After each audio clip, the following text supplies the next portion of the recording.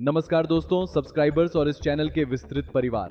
Sunday special edition में आपका स्वागत है। आज 23 नवंबर 2025 है। आमतौर पर रविवार आराम करने का दिन होता है, परिवार के साथ रहने का दिन होता है, हफ्ते भर के शोर शराबे से दूर होने का दिन होता है। लेकिन आज मैं इस आराम का जोखिम नहीं उठा सकता और मुझे लगता है कि आपको भी नहीं उठाना चाहिए। क्यों? क्योंकि जब हम आराम कर रहे हैं, भारत में व्यक्तिगत अर्थव्यवस्था, पर्सनल इकोनॉमी की टेक्टोनिक प्लेटें इतनी ताकत से हिल रही हैं जैसा हमने पिछले एक दशक में नहीं देखा है। आज मैंने 3 ऐसे विषयों पर एक गहरा, विस्तृत और बिना जल्दबाजी वाला विश्लेषण तैयार किया है जो यह तय करने वाले हैं कि अगले महीने आपकी जेब में कितना पैसा होगा, और जो सबसे महत्वपूर्ण है, जिस दिन आप काम करना बंद करेंगे उस दिन आपके खाते में कितना पैसा होगा। हम सतही अफवाहों पर बात नहीं करेंगे, हम आपकी पेंशन के गणित और राजनीति में उतरेंगे। हमारे पास मेज पर 3 बड़ी कहानियां हैं। सबसे पहले हम सरकार के उस प्रस्ताव का पोस्टमार्टम करेंगे जिसमें ईपीएफ की वेतन सीमा, वेज सीलिंग को 15,000 से बढ़ाकर 25,000 रुपए करने की बात है। यह सिर्फ नंबरों का खेल लग सकता है, लेकिन मैं आपको बताऊंगा कि क्यों यह सिस्टम में 1 करोड़ नए लोगों को ला सकता है और क्यों छोटी कंपनियां इससे डर रही हैं। दूसरा, हम उस हकीकत पर बात करेंगे जिसने हमें पहले ही प्रभावित कर दिया है, नए labour codes, new labour codes. अगर आप नोटिस करते हैं कि इस महीने आपकी इन हैंड सैलरी, हाथ में आने वाला वेतन कम हो गई है, तो घबराएं नहीं, यह कानून है। मैं आपको समझाऊंगा कि वेतन का 50% वाला नियम कैसे काम करता है और क्यों, भले ही आज यह चुभे, ये आपके भविष्य के फ्यूचर सेल्फ के लिए सबसे अच्छी खबर है। और तीसरा, हम उस लेटर बम का विश्लेषण करेंगे जो नेशनल काउंसिल JCM ने अभी प्रधानमंत्री नरेंद्र मोदी को भेजा है। यह कोई बधाई पत्र नहीं है, यह 8वें वेतन आयोग के लिए मांगों का एक पुलिंदा है जो बिना किसी लाग लपेट के 2026 के लिए पुरानी पेंशन योजना OPS की बहाली की मांग करता है। आराम से बैठ जाइए, अगर जरूरत हो तो नोटबुक ले आइए, क्योंकि हम मिलकर अपने पैसे के भविष्य को समझने जा रहे हैं। मैं अरिकेश वेराक हूं और यह अब शुरू होता है। हम अपनी पहली बड़ी कहानी के साथ शुरुआत करते हैं जिसे न्यूज़ 24 जैसे मीडिया ने विस्तार से रिपोर्ट किया है। हम हाल के भारतीय इतिहास में सामाजिक सुरक्षा के सबसे बड़े विस्तार को देख सकते हैं। सरकार कर्मचारी भविष्य निधि EPF के तहत अनिवार्य कवरेज के लिए वेतन सीमा बढ़ाने पर सक्रिय रूप से अध्ययन कर रही है। इसकी गंभीरता को समझने के लिए हमें पीछे मुड़कर देखना होगा। वर्तमान में वेतन सीमा 15,000 रुपए प्रति माह है। यह सीमा 2014 में तय की गई थी। 1 सेकंड के लिए इस पर सोचें, 11 साल बीत चुके हैं। 2014 में 1 लीटर दूध की कीमत क्या थी और आज 2025 में क्या है? महंगाई ने पैसे की कीमत को खा लिया है, लेकिन कवरेज की सीमा समय के साथ जमी रही। मौजूदा नियम अपनी सादगी में क्रूर है। यदि आप किसी नई नौकरी में शामिल होते हैं और आपका मूल वेतन, बेसिक सैलरी 15,000 रुपए से अधिक है, मान लीजिए कि आप 16,000 कमाते हैं, जो मुंबई या दिल्ली जैसे शहरों में बमुश्किल गुजारे लायक वेतन है, तो आपका नियोक्ता, एम्प्लॉयर कानूनन बाध्य नहीं है कि वह आपको EPF में नामांकित करे या आपको EPS 73 पेंशन योजना तक पहुंच दे।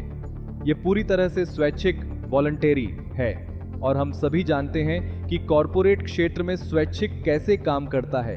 लागत बचाने के लिए कई कंपनियां बस इन कर्मचारियों को सुरक्षा के दायरे से बाहर छोड़ देती हैं। इसका परिणाम वह है जिसे अर्थशास्त्री खोया हुआ मध्यम वर्ग, लॉस्ट मिडिल क्लास कहते हैं। लाखों कर्मचारी जो गरीब माने जाने के लिए बहुत अधिक कमाते हैं, लेकिन अपने दम पर वास्तविक बचत करने के लिए बहुत कम कमाते हैं।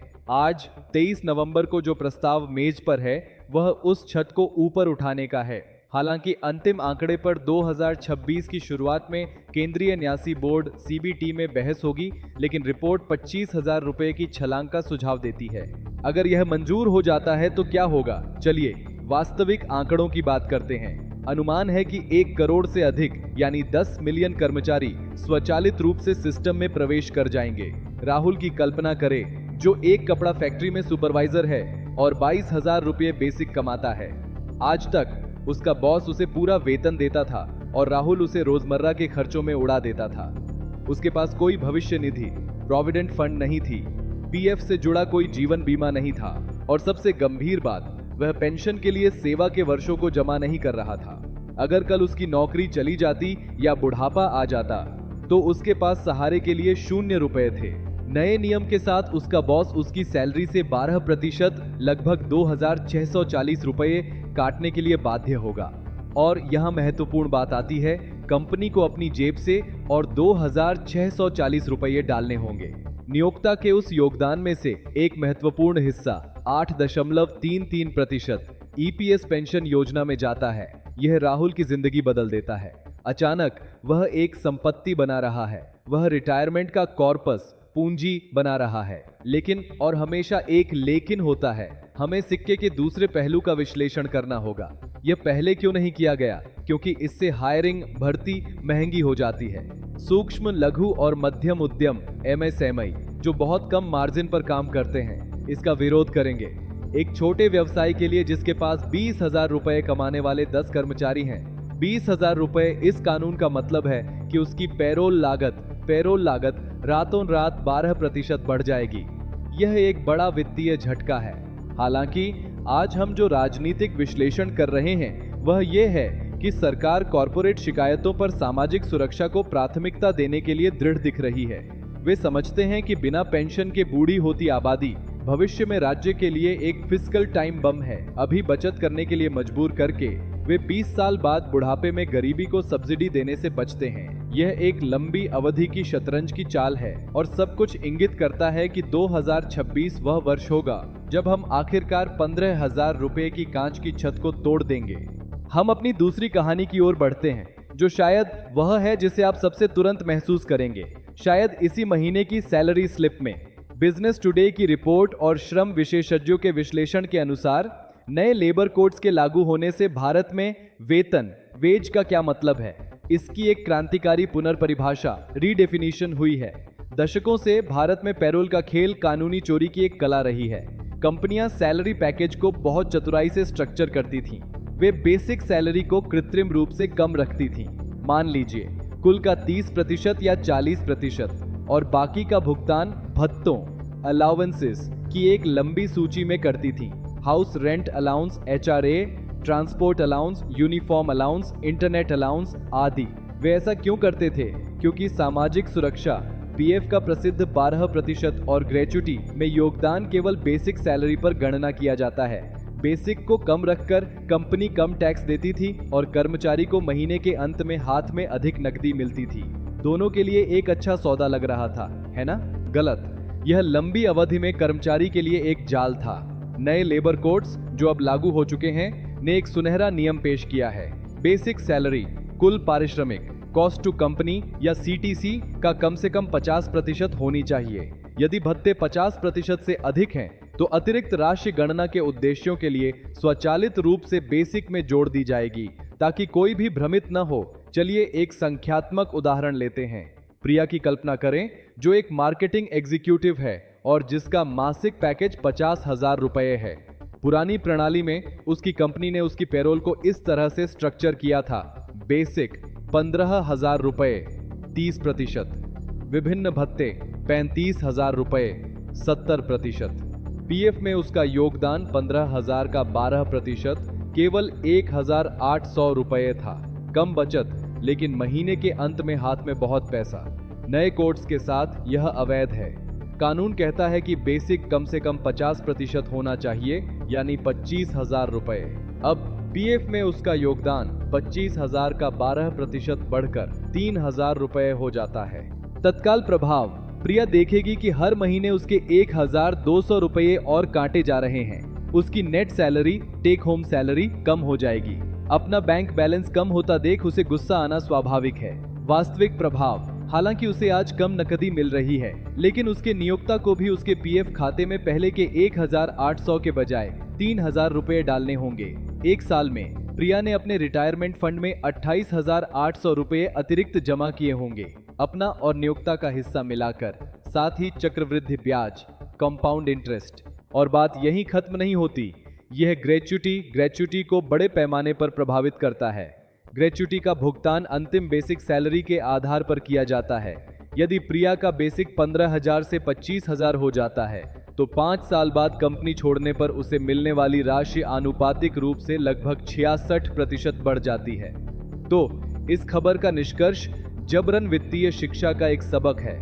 सरकार इन कोड्स के माध्यम से हमें जिम्मेदार बचतकर्ता बनने के लिए मजबूर कर रही है, भले ही हम न चाहें। वे भविष्य की सॉल्वेंसी की गारंटी देने के लिए हमारी वर्तमान तरलता को छीन रहे हैं। खाते में पैसा कम होते देख हताशा महसूस करना सामान्य है, खासकर हमारे पास मौजूद महंगाई के साथ। लेकिन मैं आपसे वर्तमान महीने से आगे देखने का अनुरोध करता हूँ। वह पैसा गायब नहीं होता है, यह आपके भविष्य के आपके पास जा रहा है, चक्रवृद्धि ब्याज के साथ बढ़ रहा है और ज्यादातर मामलों में करमुक्त, टैक्स फ्री है। यह संभवतः आपके जीवन का सबसे अच्छा अनिवार्य निवेश होगा। और हम अपनी तीसरी कहानी पर आते हैं, जो आज के कार्यक्रम का राजनीतिक और भावनात्मक दिल है। दी टाइम्स ऑफ इंडिया ने संयुक्त सलाहकार तंत्र JCM की राष्ट्रीय परिषद स्टाफ साइड द्वारा सीधे प्रधानमंत्री नरेंद्र मोदी को भेजे गए एक महत्वपूर्ण पत्र की सामग्री को लीक और विश्लेषण किया है। ये कोई और नौकरशाही प्रक्रिया नहीं है। JCM केंद्र सरकार के लाखों कर्मचारियों का प्रतिनिधित्व करता है, रेलवे कर्मचारियों से लेकर डाक कर्मचारियों और नागरिक सुरक्षा तक। तथ्य यह है कि उन्होंने सीधे प्रधानमंत्री को लिखने का फैसला किया है। यह दर्शाता है कि धैर्य खत्म हो गया है और उन्हें भरोसा नहीं है कि मध्यम स्तर के अधिकारी पेंशन संकट को हल करेंगे। मुख्य मुद्दा 8वां वेतन आयोग है। जैसा कि आप जानते हैं, वेतन और पेंशन की समीक्षा के लिए हर 10 साल में ये आयोग बनते हैं। JCM को डर है कि अगर शुरुआती निर्देश टर्म्स ऑफ रेफरेंस नहीं बदले गए तो आयोग पेंशन भोगियों के हितों के लिए पैदा होते ही मर जाएगा। वे इस पत्र में मोदी से क्या मांग रहे हैं, आइए इसे बिंदु दर बिंदु तोड़ें, क्योंकि हर मांग महत्वपूर्ण है। पहला, पुरानी पेंशन योजना OPS की बहाली। यह सभी लड़ाइयों की जननी है। JCM बताता है कि लगभग 26 लाख कर्मचारी हैं जिन्हें 2004 के बाद नई पेंशन प्रणाली NPS के तहत भर्ती किया गया था। पत्र का तर्क है कि NPS अपने वादे में विफल रहा है। आज NPS के तहत रिटायर होने वाले कर्मचारी को अक्सर एक ऐसी पेंशन मिलती है जो उसके अंतिम वेतन का एक हास्यास्पद अंश होती है, बिना किसी गारंटी के, और इस बात पर निर्भर करती है कि शेयर बाजार ऊपर गया या नीचे। JCM मोदी से कहता है, एक ही सरकार में कर्मचारियों के 2 वर्ग नहीं हो सकते, एक OPS की सुरक्षा के साथ और दूसरा NPS की अनिश्चितता के साथ। वे मांग करते हैं कि 8वें आयोग के पास परिभाषित लाभ डिफाइंड बेनिफिट पर लौटने की सिफारिश करने का स्पष्ट जनादेश हो। दूसरा, वित्तीय बोझ की भाषा। यह दिलचस्प और बहुत महत्वपूर्ण है। पत्र वित्त विभाग के नौकरशाहों द्वारा अक्सर इस्तेमाल की जाने वाली भाषा की कड़ी आलोचना करता है। वे कहते हैं कि आधिकारिक दस्तावेज से किसी भी ऐसे वाक्यांश को हटा दिया जाना चाहिए जो गैर अंशदायी पेंशन को बिना फंडिंग वाली लागत, अनफंडेड कॉस्ट या अस्थिर बोझ, अनसस्टेनेबल बर्डन के रूप में संदर्भित करता है। यूनियन का तर्क नैतिक है। पेंशन कोई खैरात या कष्टप्रद लागत नहीं है, यह एक विलंबित वेतन, डिफर्ड वेज है। यह राज्य के प्रति जीवन भर की वफादार सेवा का भुगतान है, जहां कर्मचारी ने बुढ़ापे में सुरक्षा के बदले निजी क्षेत्र की तुलना में कम वेतन स्वीकार किया। इसे लागत कहना अपमानजनक है। तीसरा, सार्वभौमिक समीक्षा और कम्यूटेशन। वे उन्हें नहीं भूले हैं जो पहले ही रिटायर हो चुके हैं। वे मांग करते हैं कि आयोग सभी मौजूदा पेंशन भोगियों की पेंशन की समीक्षा करे, न कि केवल भविष्य के। वे पारिवारिक पेंशन भोगियों, विधवाओं और अनाथों पर विशेष जोर देते हैं, जिनकी पेंशन अक्सर बहुत कम होती है और उन्हें तत्काल समायोजन की आवश्यकता होती है। वे कम्यूटेशन के तकनीकी मुद्दे को भी छूते हैं। वर्तमान में यदि आप अपनी पेंशन का एक हिस्सा एडवांस लेते हैं तो पूरी राशि को बहाल करने में 15 साल लगते हैं।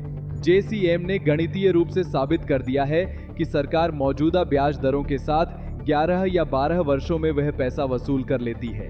वे मांग करते हैं कि समय सीमा कम की जाए। पेंशन भोगी को जरूरत से 3 या 4 साल ज्यादा दंडित क्यों किया जाए। चौथा, मुख्य तारीख। अंत में वे कैलेंडर पर एक तारीख रखते हैं, 1 जनवरी 2026। वे मांग करते हैं कि 8वें आयोग की सभी सिफारिशें उस तारीख से पूर्वव्यापी प्रभाव, रेट्रोस्पेक्टिव इफेक्ट के साथ लागू की जाए। यह उन लोगों के लिए महत्वपूर्ण है जो इस संक्रमण काल, ट्रांजिशन पीरियड में रिटायर हो रहे हैं, ताकि वे नए समायोजन के लाभों को न खोएं। यह पत्र एक विनम्र लेकिन दृढ़ अल्टीमेटम है।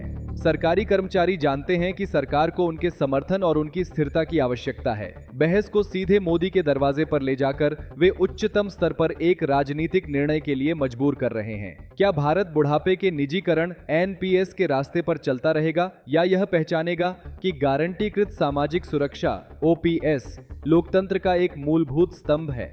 दोस्तों, रविवार 23 नवंबर 2025 के इस विश्लेषण को समाप्त करते हुए मैं चाहता हूं कि आप एक व्यापक तस्वीर अपने साथ रखें। अगर हम तीनों खबरों को एक साथ देखें तो हमें एक स्पष्ट पैटर्न दिखता है।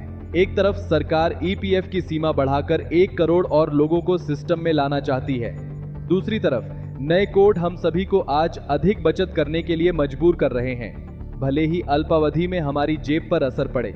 और अंत में सरकारी कर्मचारी खुद एड़ी चोटी का जोर लगा रहे हैं ताकि वह बचत एक निश्चित पेंशन की गारंटी दे, न कि कैसीनो का दांव। सब कुछ एक ही दिशा में इशारा करता है। बुढ़ापे को अब संयोग पर नहीं छोड़ा जा सकता। शुरू होने वाले इस सप्ताह के लिए मेरा सुझाव बहुत व्यावहारिक है। यदि आप निजी क्षेत्र में काम करते हैं और लगभग 20,000 या 22,000 रुपए कमाते हैं तो ईपीएफओ की खबरों पर नजर रखें, क्योंकि आप जल्द ही सुरक्षा के जाल में आ सकते हैं। जब आपको इस महीने के अंत में अपनी सैलरी स्लिप मिले तो अगर आप कम नकदी देखें तो गुस्सा न करें। अपने पीएफ खाते की जांच करें और सत्यापित करें कि योगदान में वृद्धि सही है। वह पैसा आपका है, उस पर नजर रखें। और यदि आप सरकारी कर्मचारी या पेंशन भोगी हैं तो जेसीएम की मांगों का समर्थन करें। एकता ही एकमात्र ऐसा हथियार है जिसने सरकार को हिलाने के लिए काम किया है। जानकारी ही शक्ति है और आज रविवार को आप कल की तुलना में अधिक सशक्त हैं। अपने सप्ताहांत के ये मिनट मुझे देने के लिए धन्यवाद। मैं अरिकेश वेराक हूँ, हमेशा आपके वित्तीय भविष्य पर नजर रखता हूँ। आपका सप्ताह उत्पादक और सुरक्षित रहे। शुभ रात्रि।